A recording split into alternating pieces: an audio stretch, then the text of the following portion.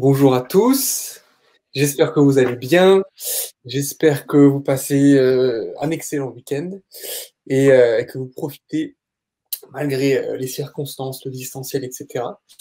Donc, nous aujourd'hui, on va parler de la vie de disciple, de la vie d'étudiant, comment concilier les deux, etc. Mais avant ça, on va se présenter un petit peu quand même. Donc moi, je m'appelle Baptiste, je viens de finir une licence en sciences politiques à Mulhouse. Et voilà, c'est une joie pour moi d'être là ce matin, c'est un honneur. Et je vais laisser Mché se présenter aussi. Donc moi, c'est Mché, Marie-Charlotte. Je suis en études d'assistante sociale. J'ai 20 ans et je suis aussi à la porte ouverte de Mulhouse comme Baptiste. Et c'est une grande joie de pouvoir être avec vous ce matin, même si on ne vous voit pas. On ne voit pas, oui, effectivement. Mais on espère vraiment que tout se passe bien, que vous nous voyez. Oui, j'espère qu'il y a quelqu'un. C'est très étrange comme sensation. Écoutez, on va commencer par la prière, on va commencer par prier et on vous invite vraiment à vous joindre à nous. Seigneur, merci pour ce petit moment qu'on va avoir entre nous maintenant pour discuter autour de la vie d'étudiant, du fait d'être étudiant, du fait d'apprendre, du fait d'être dans ce milieu-là.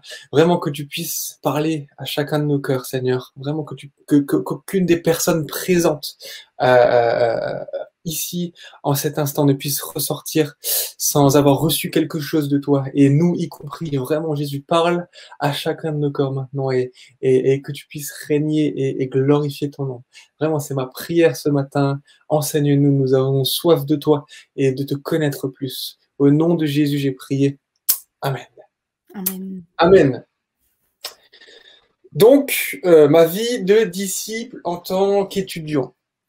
Ah oui, petite précision, je ne sais pas s'il y a un bandeau qui passe en bas, mais si vous avez la moindre question, je crois que vous savez comment faire en fait, mais vous envoyez un SMS à Mché. Par contre, je crois qu'on ne voit pas le numéro, Ouais. donc on ne va pas passer. Elle recevra les messages et puis on aura un petit temps de questions après chaque partie. Donc ma vie de disciple en tant qu'étudiant. On va commencer par définir ces termes, tout simplement.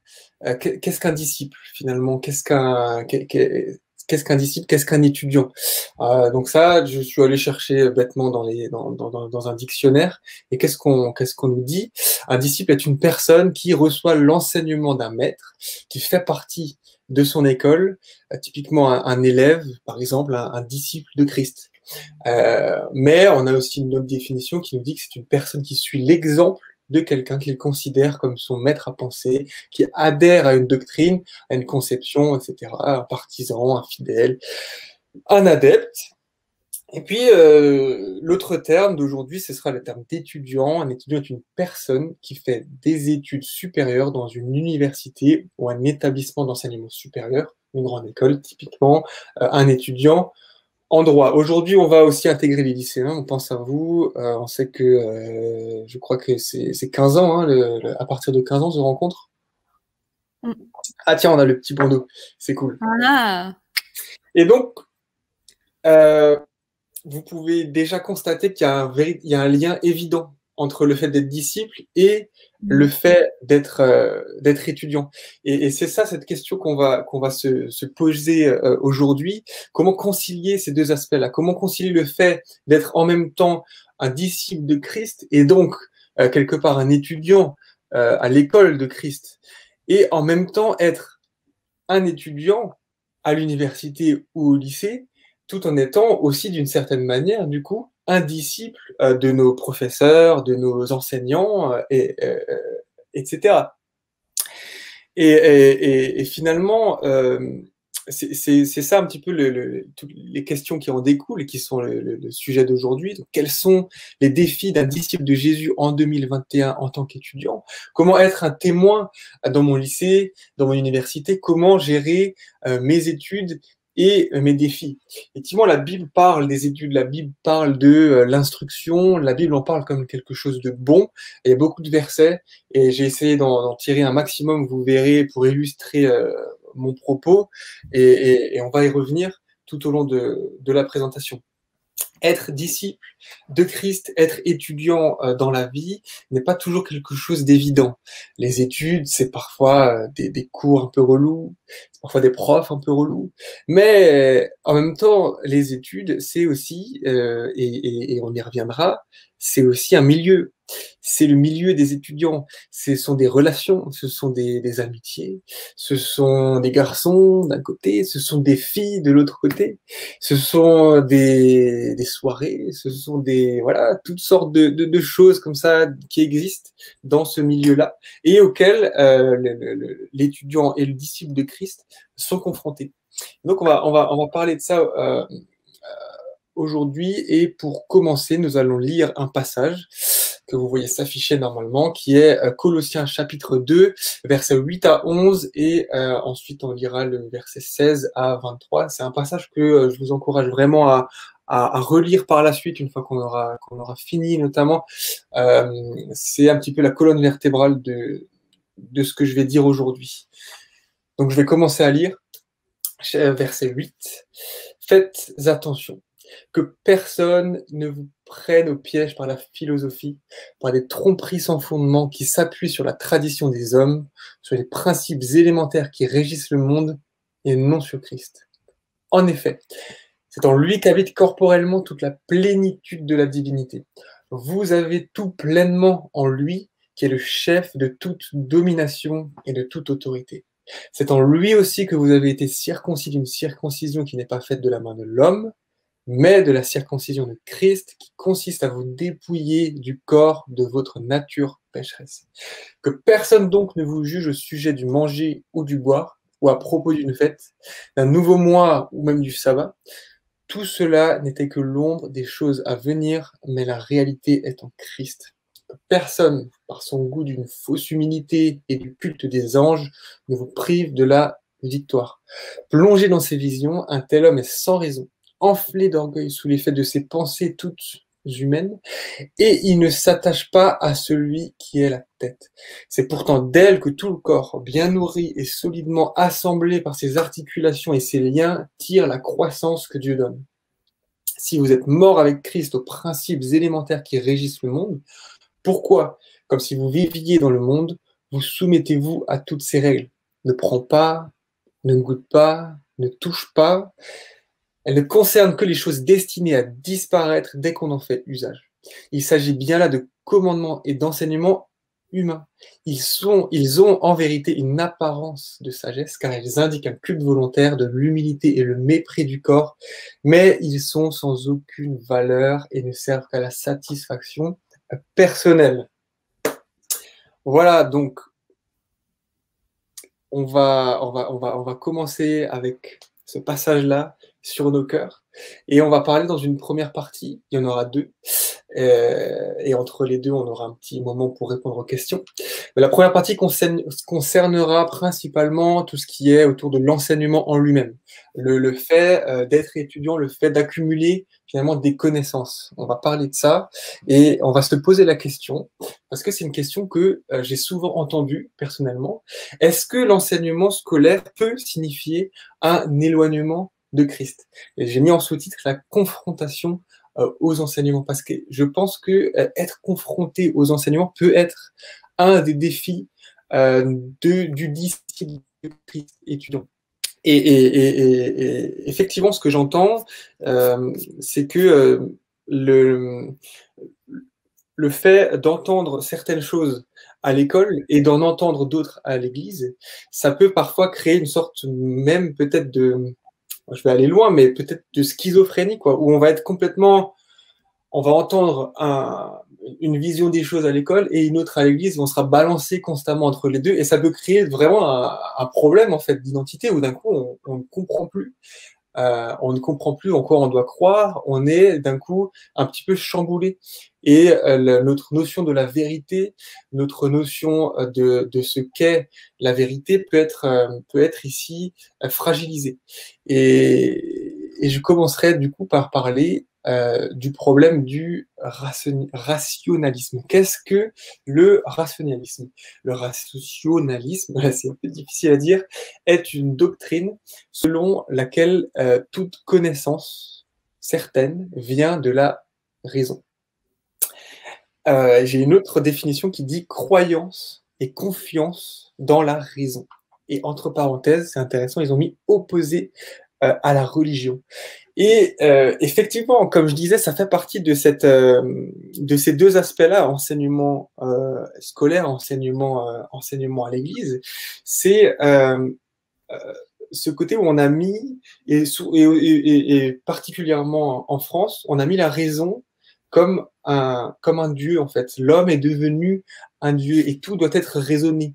Et on nous présente la vérité comme une vérité qui doit découler de l'homme. Or, de l'autre côté, à l'Église, et dans la Bible, le message de Christ, en fait, défie toute raison.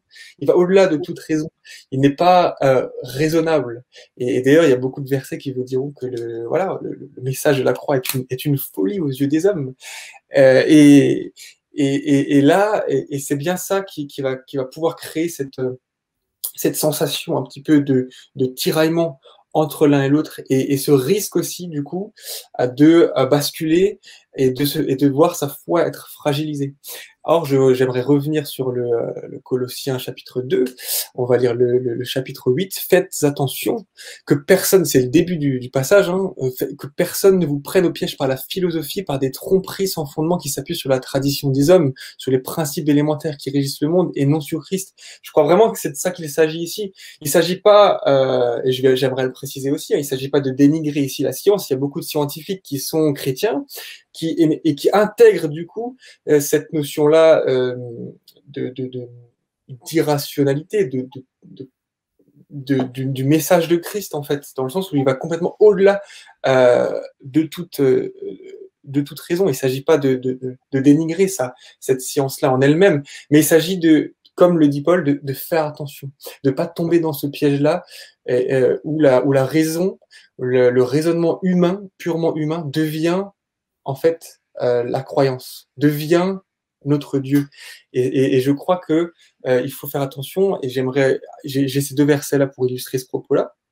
Ecclésiaste chapitre 1, verset 9, ce qui a été, c'est ce qui sera, et ce qui s'est fait, c'est ce qui se fera. Il n'y a rien de nouveau sous le soleil.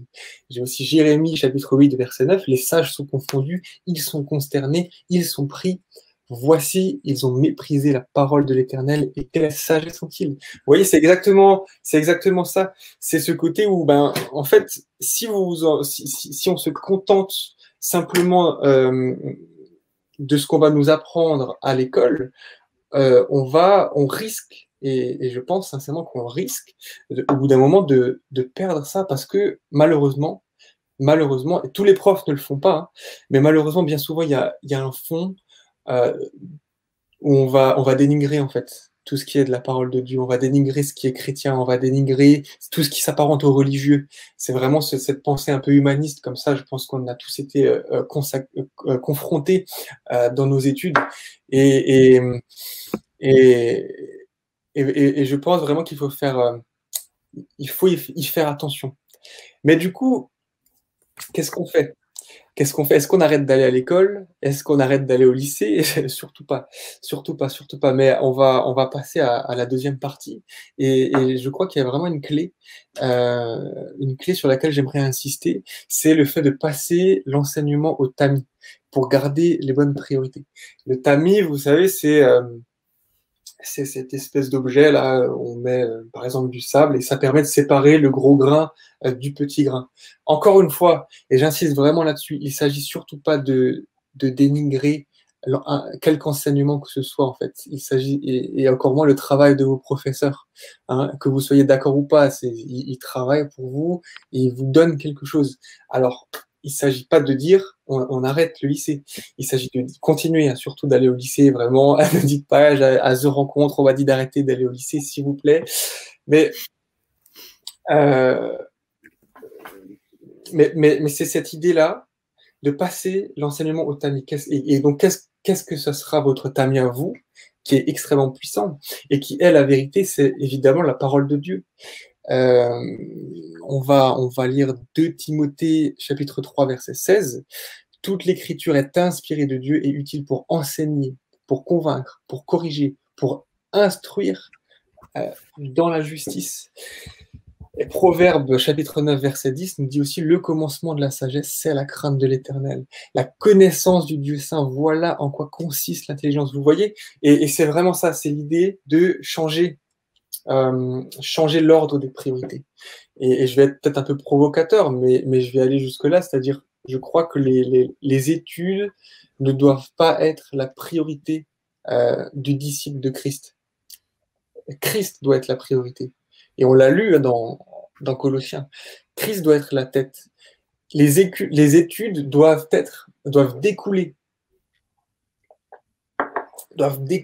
du fait que vous êtes disciple de Christ. Et c'est dans ce sens-là que vous allez commencer à voir les choses différemment et que d'un coup, tous vos enseignements, toutes les connaissances que vous accumulez, vous allez pouvoir les remettre en question à la lumière de la Bible.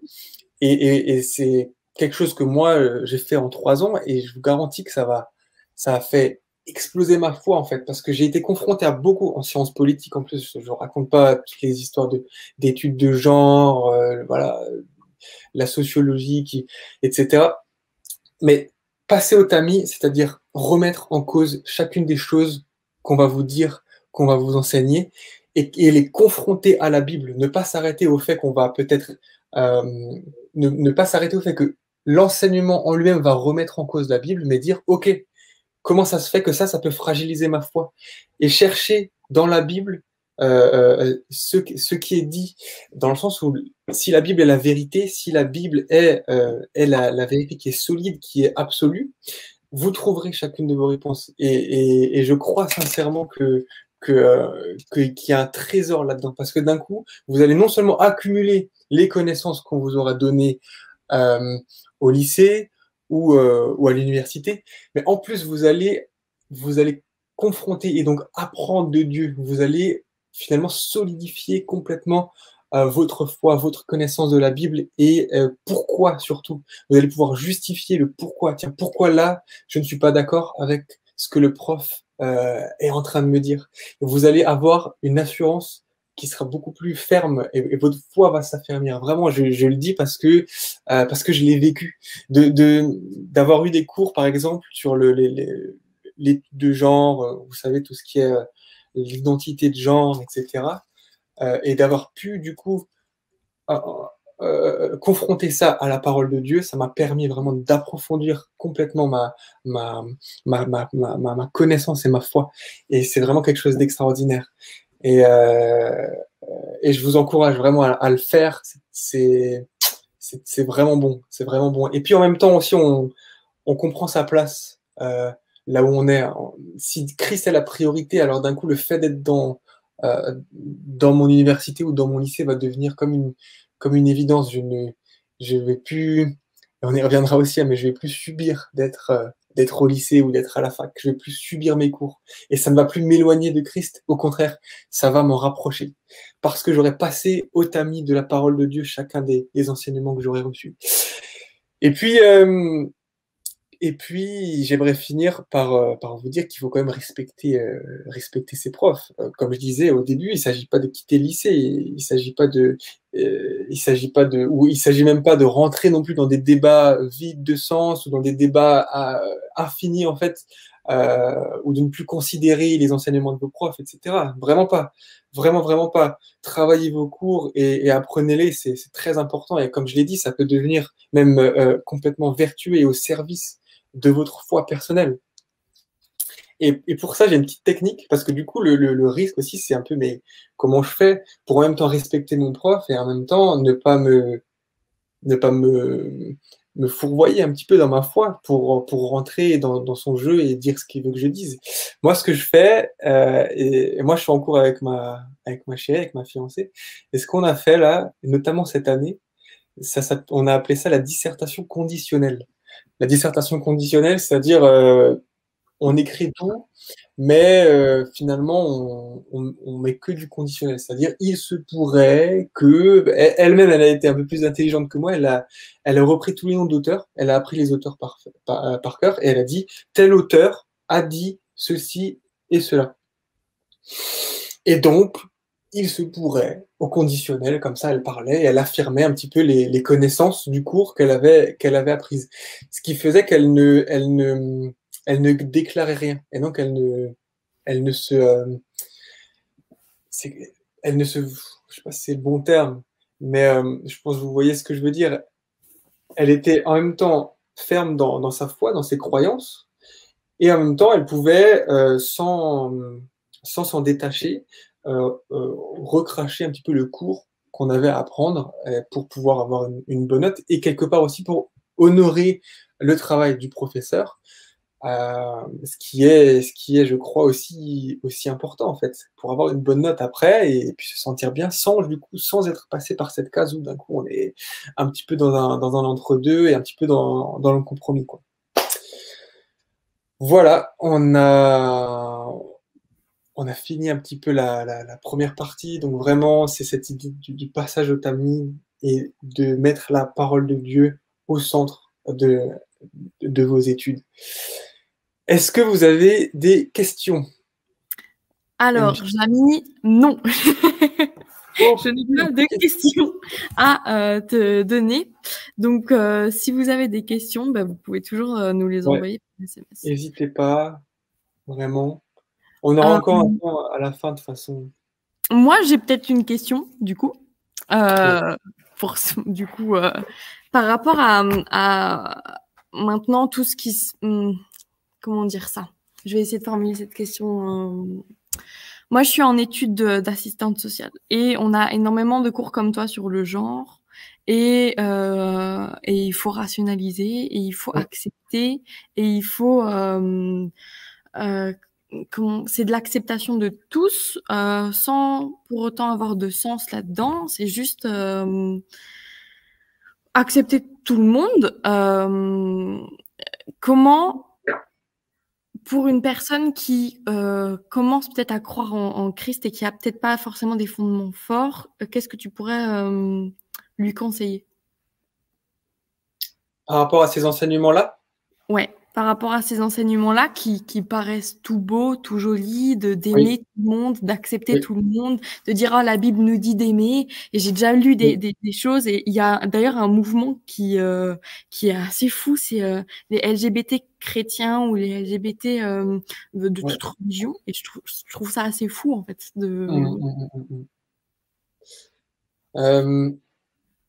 Je pense vraiment effectivement qu'il ne faut pas hésiter à confronter. C'est ce côté où ne pas s'arrêter à simplement ce qu'on entend, ne pas s'arrêter à simplement à oui, mais tu vois, il y a un verset par là qui montre que il faut aimer tout le monde, nanana. À chaque fois qu'on se sent un petit peu titillé, qu'on se sent un petit peu trop, ou même peut-être trop à l'aise, je pense qu'il ne faut pas hésiter à confronter chacune des choses qu'on entend, et notamment dans ces domaines-là où effectivement c'est très important, je crois, notamment au niveau de l'identité du chrétien, au niveau de l'identité personnelle, d'aller creuser, d'aller chercher ce que la parole de Dieu dit, mais ce qu'elle dit dans son ensemble. Il faut faire attention aussi à ne pas tirer un verset de son contexte. C'est facile. Et pour ça, c'est vrai que quand on commence dans la foi, ça peut être un peu plus difficile dans le sens où on n'a peut-être pas une vision d'ensemble de quelqu'un que ça fait des années qui lit la Bible, etc. Mais là aussi, je crois que l'importance de la communauté, des amis chrétiens, le groupe de jeunes, le pasteur, toutes ces choses-là, je pense qu'elles peuvent toutes ces personnes-là, je pense qu'elles peuvent aussi nous aider dans ces réflexions-là à mieux comprendre. Mais encore une fois, je crois que c'est avant tout une démarche personnelle. Le fait, et je reviens dessus, de faire passer Christ en priorité sur ce qu'on va entendre dans nos études et chacun de nos enseignements, les replacer sous la lumière de la vérité de l'enseignement de Christ. Et Et puis après, prier. Prier, on a tous des sensibilités différentes. Moi, je suis étonné de voir comment Dieu est absolument pédagogue, en fait. Et avec chacun, il va agir différemment et on aura tous notre cheminement. On aura tous nos pas à faire chacun dans nos domaines différents. Et je crois que Dieu a vraiment une patience qui surpasse toute patience humaine et qui nous accompagnera pas après pas dans chacun de ces domaines-là pour nous faire comprendre en fait ce qu'est sa vérité à lui. Et d'ailleurs, on va y revenir un petit peu dans la deuxième partie, mais je crois que c'est vraiment important d'accepter aussi de se laisser faire, de laisser l'Esprit de Dieu agir en nous, de le laisser bouillonner un petit peu et de le laisser aussi remettre en question les choses en fait, en son temps et de ne pas rejeter ces petites choses qui viennent des fois à nous titiller. Euh, voilà.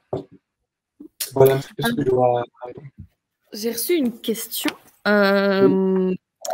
Oui. Une personne qui demande si il faut défendre Dieu, prendre la parole quand un prof semble dénigrer la religion. Mhm. C'est quelque chose auquel j'ai moi-même confronté. Alors, je pense que il faut faire attention. Il faut faire attention à pas rentrer dans des débats stériles, dans le sens où, de un, si un prof va commencer à dénigrer vraiment la parole, et moi j'ai vu ça, j'ai eu un prof qui nous a lu le passage d'une des lettres de Paul là, sur les femmes. Il nous l'a lu ça, voilà, chacun pense ce qu'il veut. Il nous a balancé quelques versets comme ça. Que la femme soit soumise. Et, et on était là avec ma fiancée, on se disait, purée, c'est vraiment, c'est vraiment relou. Et, et c'était compliqué. Et je pense que c'est vraiment compliqué parce que on savait aussi que devant nous, on avait quelqu'un qui avait préparé, qui a des discours très préparés. Et là aussi, je pense qu'il faut faire vraiment attention parce que si lui a envie de dénigrer, dans sa position de prof, il va pouvoir le faire et il sera prêt peut-être même à en remettre une couche suite à votre réflexion. Donc, je dirais vraiment prier pour ça, euh, confronter, étudier la parole de Dieu pour savoir exactement quoi répondre et à quel moment aussi. Je crois que c'est une clé qui est évidente et qui est très importante. Et au-delà de ça, est-ce que répondre directement, c'est forcément ça? Je n'ai pas de réponse toute faite, hein, je le dis clairement. Mais par exemple, nous, ce qu'on avait fait, nous, on s'occupe du GBU du groupe biblique universitaire de Mulhouse. Et donc, en fait, en réponse à ça, on avait fait un thème spécifiquement sur ce thème-là, sur le thème de la femme, sur le thème de ce verset-là en particulier. Et on avait même invité notre prof, et je me rappelle, ça l'avait interpellé. Bon, il n'était pas venu, mais ça l'avait vraiment interpellé. Et puis, du coup, ceux qui ont voulu ont pu venir. On a pu partager sur ce sujet-là, pardon, en profondeur, et du coup, déclarer là ce que nous, on avait reçu de la Bible et ce qu'on croyait en tant que chrétien. Voilà, je crois que c'est un peu aussi une réflexion de tout un chacun, hein. Mais là aussi, la sensibilité à l'esprit de Dieu est quelque chose qui se travaille dans sa chambre, en fait, dans sa relation personnelle avec Dieu. Et c'est là aussi que les choses viendront, c'est-à-dire la sagesse, la, tout comment dire, le discernement de l'esprit viendra dans votre relation personnelle avec Dieu. Et ça aussi, ça vous permettra de savoir sur le moment ce que vous devrez dire ou au contraire, si vous ne devez rien dire et faire des choses plutôt par la suite, en discuter avec vos amis. Vous voyez, typiquement, après le cours, allez voir vos amis, dites-toi, bah tiens, qu'est-ce que vous en avez pensé? Pourquoi est-ce qu'il a dit ça? Et puis, est-ce que ça vous dit d'en parler un petit peu? Je pense que c'est peut-être même des fois un peu plus malin de le faire comme ça que de confronter le professeur directement. Parce que là, on risque de rentrer effectivement dans des débats un petit peu longs, un petit peu vides. C'est vrai. Voilà. Oui. Et puis peut-être une dernière question. Alors j'ai quelqu'un qui m'a demandé comment on vit le côté de la vie étudiante. Alors derrière ça, je ne sais pas ce que ça veut dire, peut-être les fêtes ou d'autres choses, avec les autres étudiants. Et il ou elle nous remercie et nous dit que nous sommes super. Oh, bah c'est gentil, c'est trop gentil. Donc, merci. Merci beaucoup, ça fait plaisir. Bah, c'est une très belle question et je vais y répondre tout simplement puisqu'il s'agit de ma deuxième partie. Bien joué, merci de m'aider dans mes transitions à suivre et envoyer le message. Et effectivement, je suis entièrement d'accord avec toi qui a posé cette question.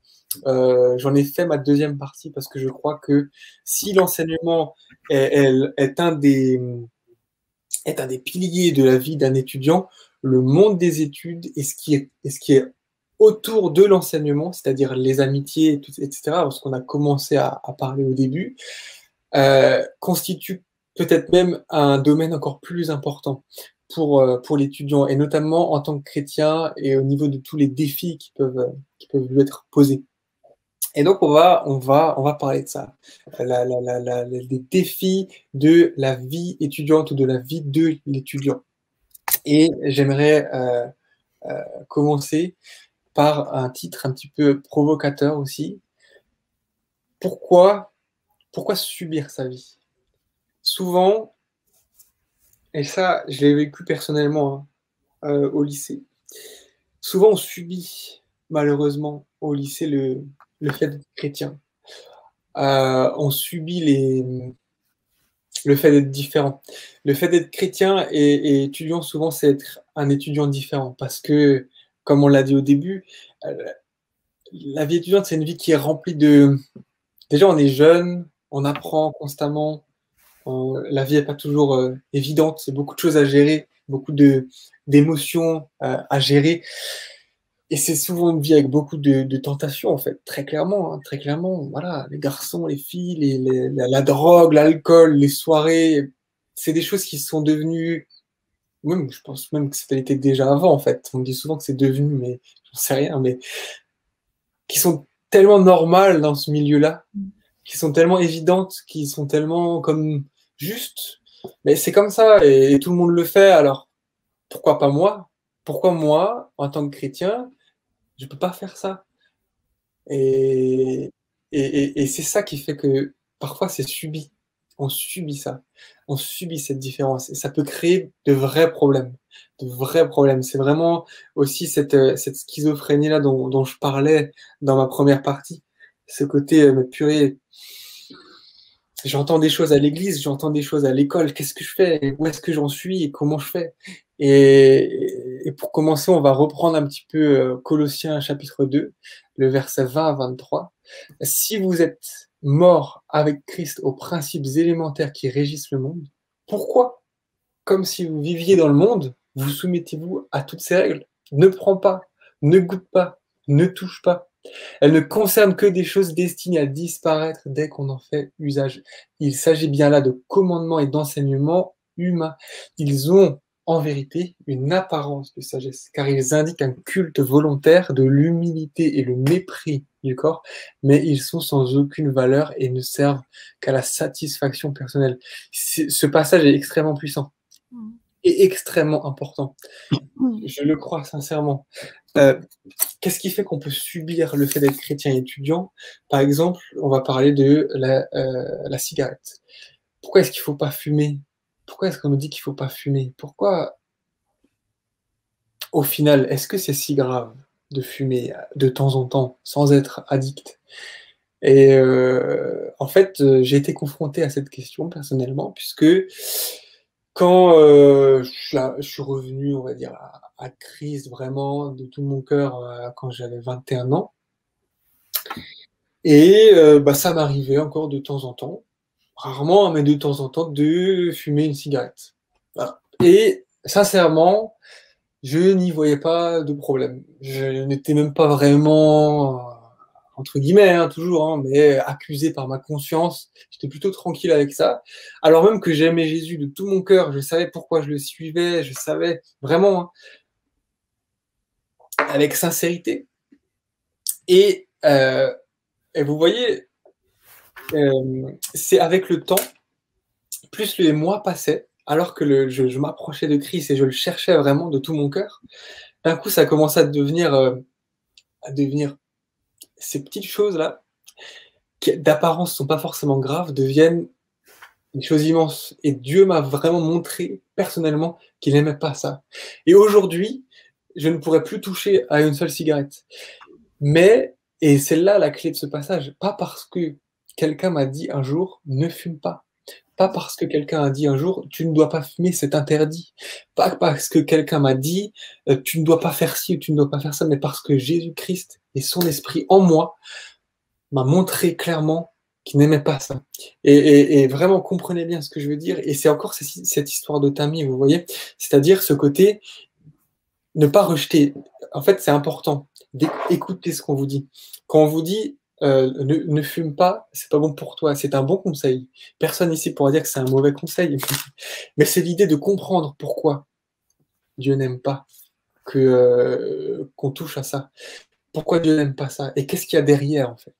Et je crois qu'elle est là, la clé, en fait. C'est-à-dire confronter les choses, ne pas hésiter à poser la question pourquoi? Pourquoi est-ce que je dois pas fumer? Pourquoi est-ce que je dois pas coucher avant le mariage? Pourtant, il n'y a pas vraiment un verset officiel, un verset très clair qui me dit de ne pas faire ça.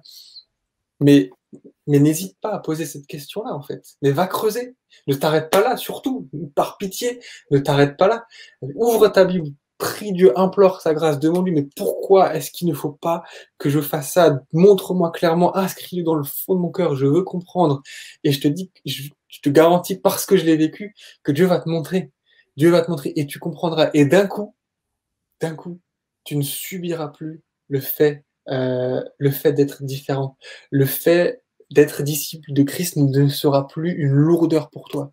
Parce que d'un coup, ça deviendra un plaisir. Ça deviendra une grâce pour toi. Tu te sentiras privilégié d'avoir compris pourquoi c'était important de ne pas fumer, pourquoi c'était important de ne pas coucher avant le mariage. Tu vas le comprendre.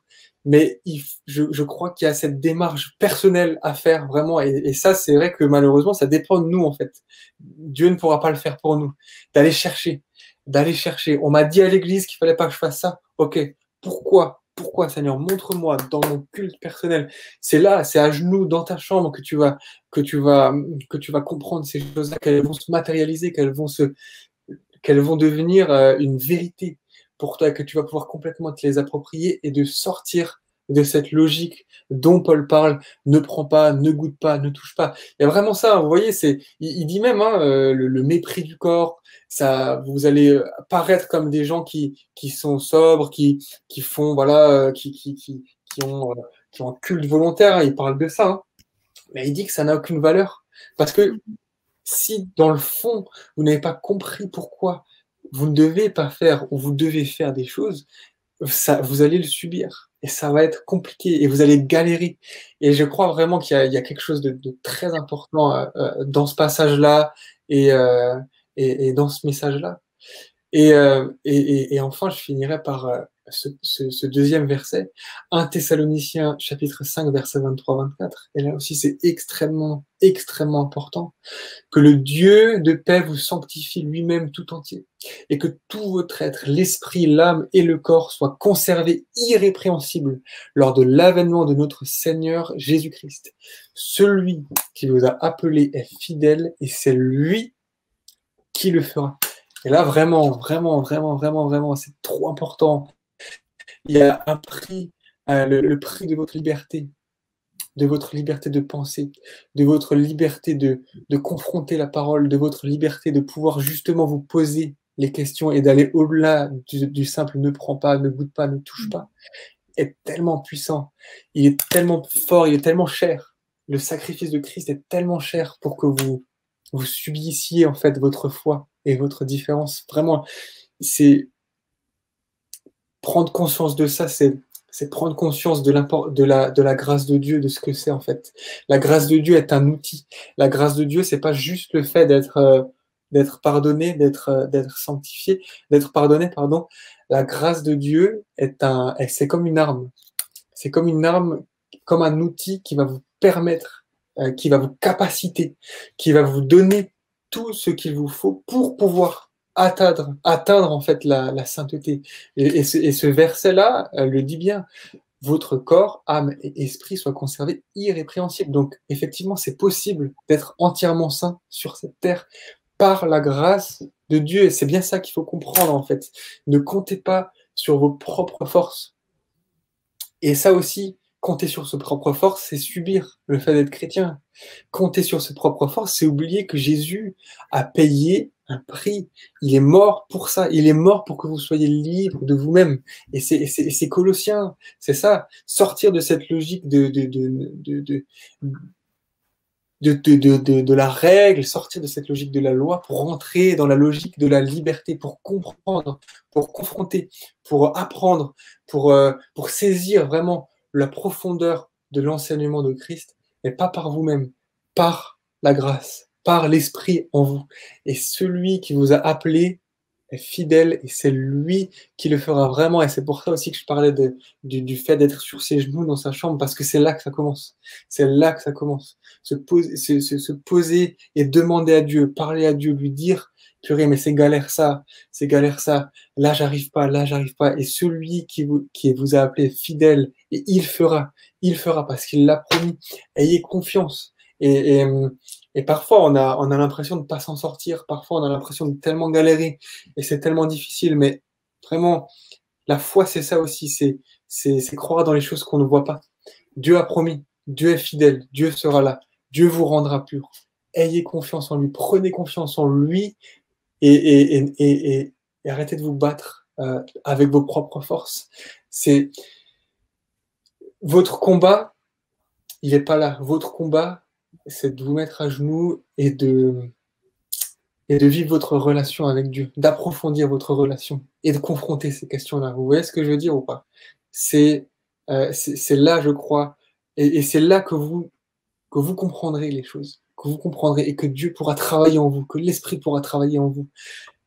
À genoux, dans le lieu secret, à confronter la parole de Dieu avec toutes vos questions et à vous rapprocher, à vous rapprocher de Dieu de plus en plus, et c'est là que vous vous éloignerez en fait. Vous vous éloignerez du péché, vous vous éloignerez de tout ce milieu-là, de toute ce monde des études, etc. Et ça deviendra d'un coup une grâce, d'un coup ça deviendra une joie, d'un coup ça deviendra léger, d'un coup ça deviendra même un privilège, et d'un coup vous allez devenir comme un témoin, parce qu'en fait, votre comportement ne sera plus subi. Vous serez plus là, à chaque fois que quelqu'un vous proposera une cigarette, ah non, moi je peux pas, tu sais, je suis chrétien, je peux pas faire ce genre de choses, mais d'un coup, il y aura une assurance en vous nouvelle qui fera que si vous êtes confronté à ces choses-là, d'un coup, ça sera juste une évidence, une logique, et ça, en face, ça va se voir.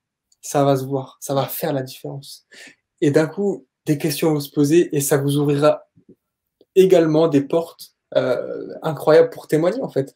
Votre comportement, le fait d'être rempli de l'esprit et d'assurance et de foi et de fermeté, sans subir quoi que ce soit, va faire de vous des véritables témoignages vivants. Vous n'aurez même plus besoin de parler, et je le dis aussi parce que je l'ai vécu. Moi, j'ai vécu un petit peu les deux aspects du coup. J'ai vraiment subi pendant longtemps cette, vous savez, voilà, être un peu entre deux chaises comme ça, le pied dans le monde, le pied dans l'église, c'est vraiment la pire des galères, quoi. Mais avoir les deux pieds dans la parole de Dieu et avoir cette assurance-là, ça change tout. Et vraiment, je vous encourage à creuser et surtout, encore une fois, à ne jamais hésiter à confronter. Pourquoi il ne faut pas que je fasse ça? Pourquoi, Seigneur? Inscris-le dans le fond de mon cœur, s'il te plaît. Vraiment. Voilà.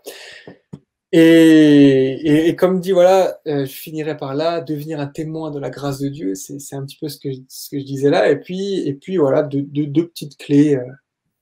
C'est-à-dire au-delà de cet aspect-là du comportement qui est la base, qui est la première marche, la première pierre du fait d'être un témoin à l'université ou au lycée, et ben, je citerai Ecclésiaste chapitre 9, verset 10. Tout ce que ta main trouve à faire avec ta force, fais-le, car il n'y a ni œuvre, ni pensée, ni science, ni sagesse dans le séjour des morts où tu vas. C'est vraiment cette idée de dire, bah, Voilà, maintenant, on fait, sert, aime les autres. Il y a beaucoup de choses, en fait. Prie, hein, dans tous les cas, hein, prie, demande à Dieu ce que tu peux faire. Demande à Dieu comment tu peux le servir hein, en tant qu'étudiant dans tes études, dans ton lycée. Et là, typiquement, il y a une organisation, il y a deux organisations que j'aimerais vous citer qui s'appellent GBU, GBL. Donc, il y a les groupes bibliques universitaires et le groupe biblique lycéen. En fait, c'est des groupes de parole, de discussion autour de la Bible et c'est vraiment sympa. Pour ma part, j'ai fait partie d'un GBL pendant un peu plus d'un an. Et puis, ça fait 3 ans du coup avec ma fiancée, on s'occupe du groupe biblique universitaire de Mulhouse. C'est vraiment une belle aventure avec tout plein de défis à relever. C'est vraiment beau et ça permet voilà, avec toujours cette vision d'accueillir un maximum de non-chrétiens et de pouvoir partager autour d'un texte biblique. C'est vraiment sympa. Ça permet aussi de bien connecter et d'aller aussi en profondeur avec nos amis, ou avec d'autres étudiants, etc. Ça permet de faire des rencontres, puis de parler de Jésus au final. Non, c'est vraiment sympa. Ça permet aussi de fortifier sa foi en allant, justement, en allant confronter la Bible.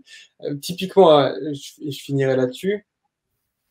Quand on a fait notre soirée de GBU sur le passage du prof, là, sur l'étude de genre, non, c'était pas sur l'étude de genre, sur le passage que notre prof avait dit, là, voilà, soyez soumis, que la femme soit soumise, hein, il avait balancé ça comme ça. En fait, on s'est rendu compte que même nous, on n'était pas forcément hyper au clair là-dessus. Et du coup, c'était génial parce on a mis des heures, hein, vraiment, mais on a été obligé, parce qu'on allait faire une soirée là-dessus, on a été obligé d'être au clair là-dessus. On a dû obligé d'aller chercher des convictions et chercher de l'assurance.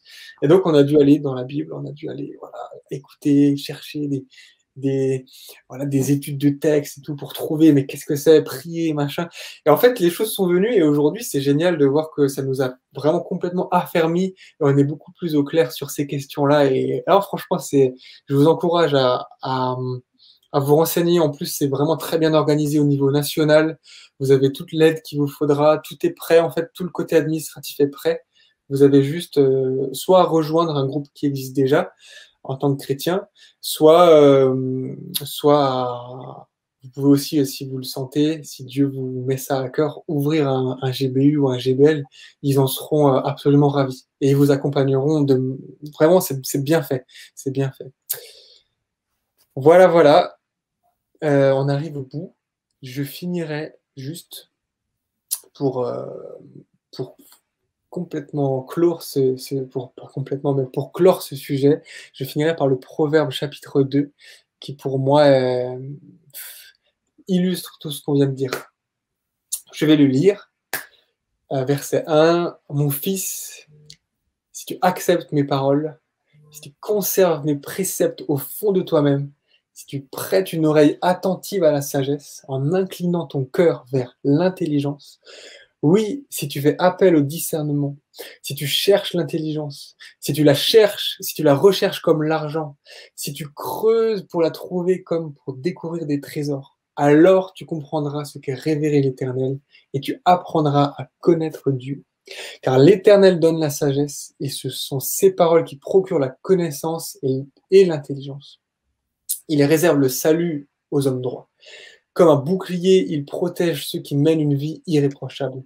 Il préserve ceux qui vivent selon la droiture et font ce qui est juste. Il veille sur le cheminement de ceux qui lui sont fidèles. Alors tu apprendras à discerner ce qui est juste, droit et équitable, et à reconnaître tous les sentiers du bien. Alors la sagesse pénétrera dans ton cœur et la connaissance fera tes délices.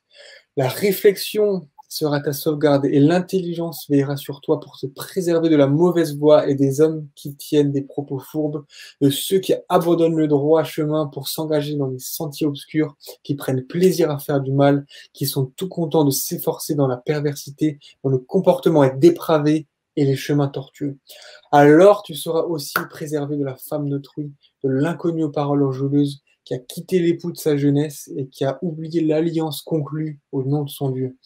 Elle sombre vers la mort qui est sa demeure et sa conduite mène au séjour des trépassés. Aucun de ceux qui vont chez elle n'en revient, aucun ne retrouve les chemins de la vie. J'aimerais juste préciser que Proverbe a été écrit pour des jeunes garçons. Donc, vous pouvez remplacer la femme d'autrui par l'homme d'autrui, hein, si vous voulez, ça marche aussi très bien.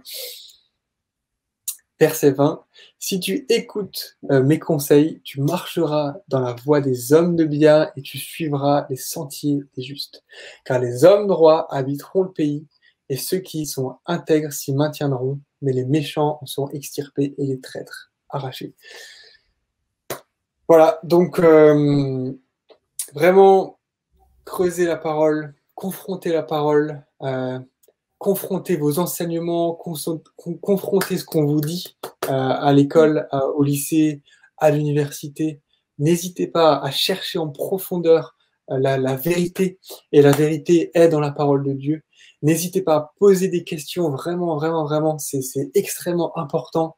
Et également dans le fait d'être dans le monde des études, n'hésitez pas à confronter aussi, n'hésitez pas pour ne pas subir le fait d'être chrétien et étudiant. C'est aussi, je crois, une clé extrêmement importante. Et par-dessus tout, s'il vous plaît, ne comptez pas sur vous-même, ne comptez pas sur vos propres forces, comptez sur Dieu. Vous avez vos choix à faire, vous avez vos décisions à prendre, ça c'est sûr. Dieu ne pourra pas les prendre pour vous parce que vous êtes libre et parce qu'il vous aime, vraiment.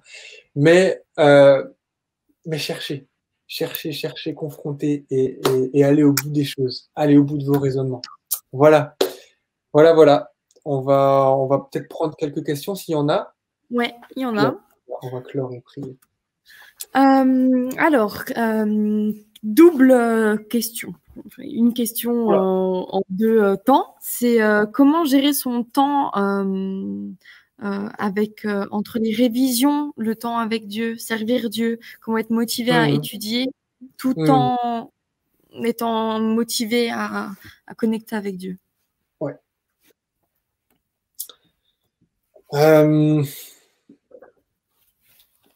Pour ma part, j'ai décidé de faire vraiment de la lecture de la parole, de mon culte personnel avec Dieu une priorité en fait.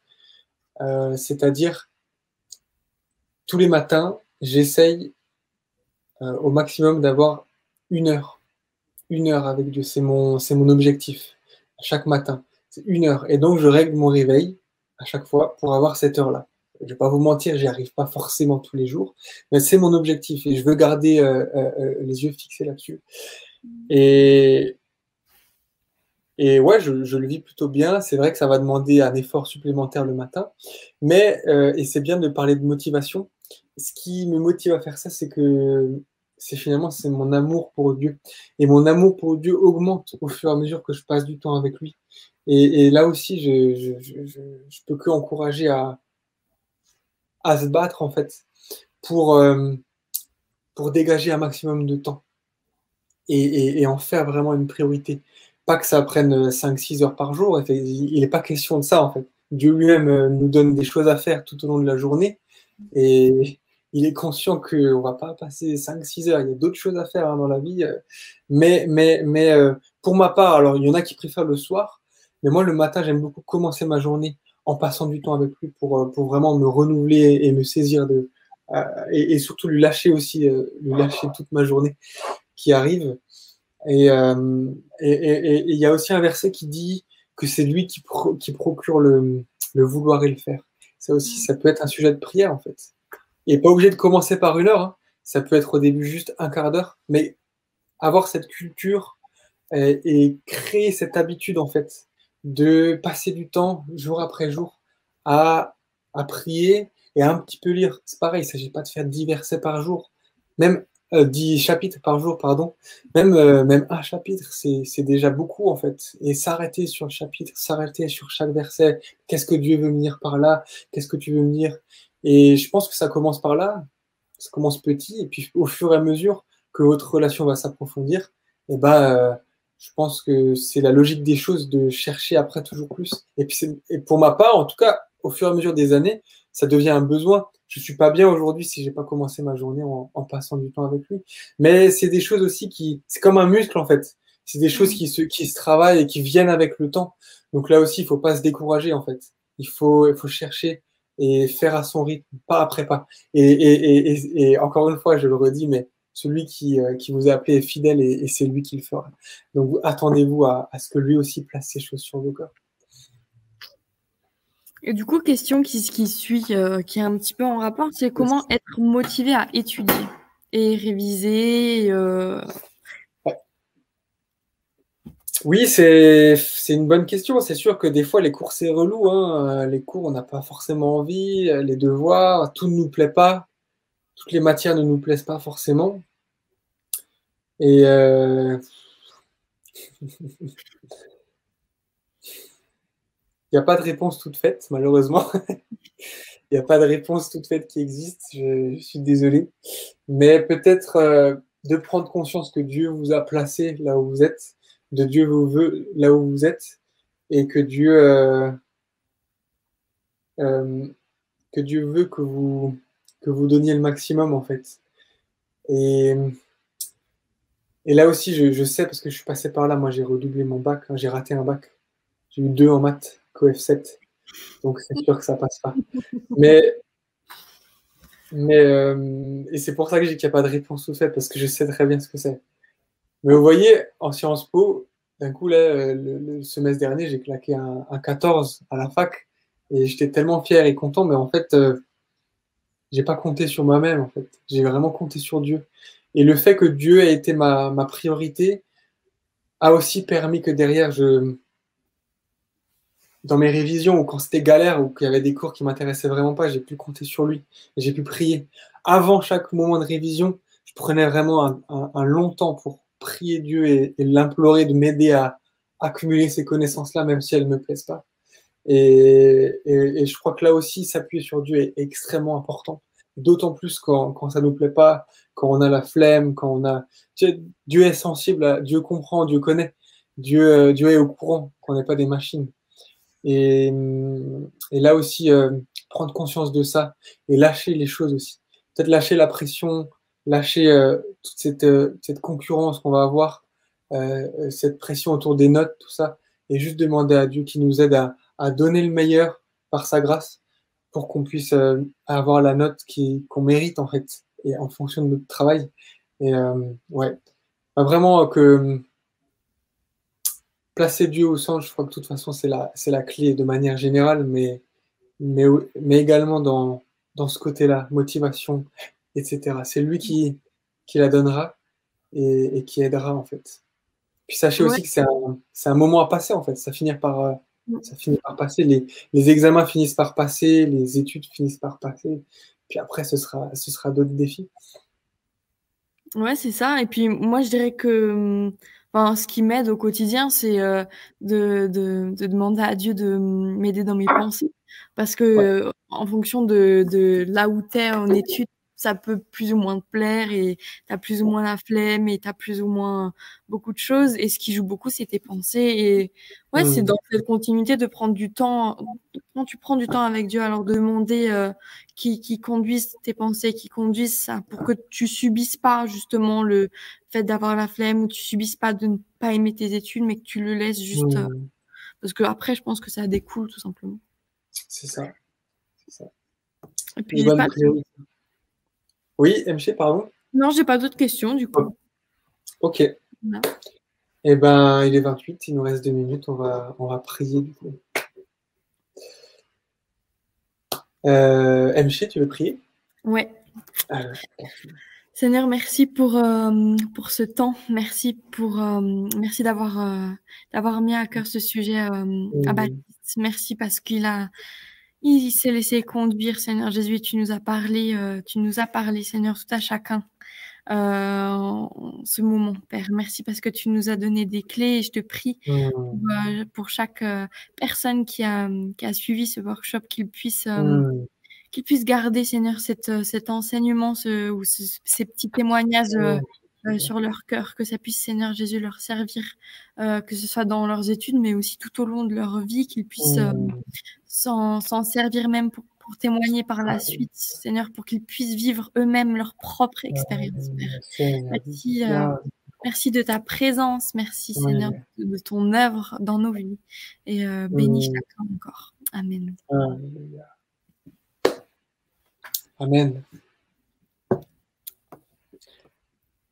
Bon, bah, Du coup, je je crois ne que c'est sais la même pas fin. comment ça marche, pour finir. Je crois que je crois que Je c'est la pense fin. Je crois que tout le monde va qu'on devoir se déconnecter et nous, on va devoir se mettre en muet. OK et bah, bonne journée à tous. Profitez bien encore de la fin de ce week-end et que Dieu vous garde et vous bénisse. Soyez tous encouragés. Tout pareil. À plus.